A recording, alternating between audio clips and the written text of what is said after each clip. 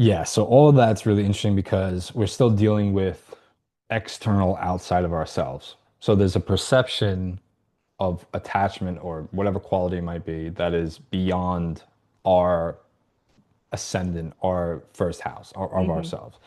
And what often happens, especially when you have a lot of eighth house placements, particularly, water signs would be a good one just to jump off of intuitively, is that you're dealing with the psychic realm. You're dealing with so because your mind is focused on external resources and what's outside of yourself consistently, what happens is that your sensitivity to perception psychically starts to enhance because what you're doing is you're welcoming in anything externally to come inward. So the upper part of the chart is, external and the bottom half is internal to keep it very simple. Yeah, And when you're focused on that externality of the eighth, of what qualities are out there that can be gained internally, you start to pick up things that might be in your best interest or usually not in your best interest when you're dealing with, dark places. God, that's such a good point. I never really thought of it like that in this eighth house circumstance, but that is so interesting. Like, Yeah. sincerely. Yeah, if you have air signs there too, we're talking about like communicating with potentially beings or communicating, channeling or telepathic communication of just like picking up on things very quickly, especially if it's like Gemini, Mercury in the eighth, with like Jupiter or something like that. You're going to receive a lot of information externally that would be overwhelming from the other person. And this could also show up in like the practical way this would show up is like a lot of contracts with people. You'd be in a lot of Mhm. contractual relationships.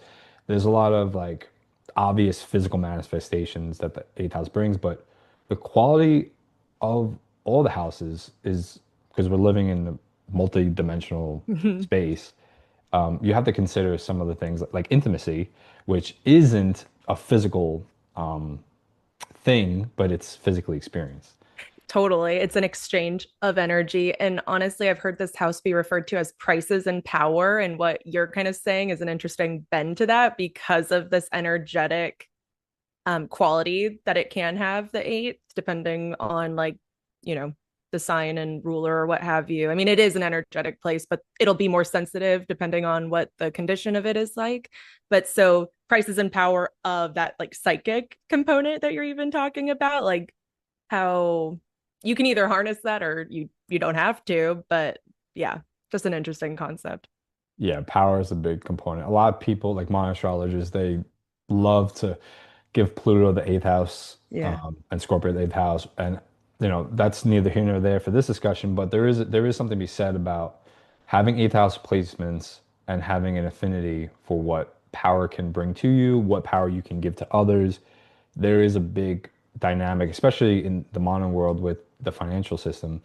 Yeah. Reading charts for people, I've noticed with the eighth house, really like two core sides of the eighth, which is one is the financial side, where it's either you're receiving a lot or you're giving a lot to people for the sake of, power, some type Gain. of, Yeah. Yeah. manipulation of some sort.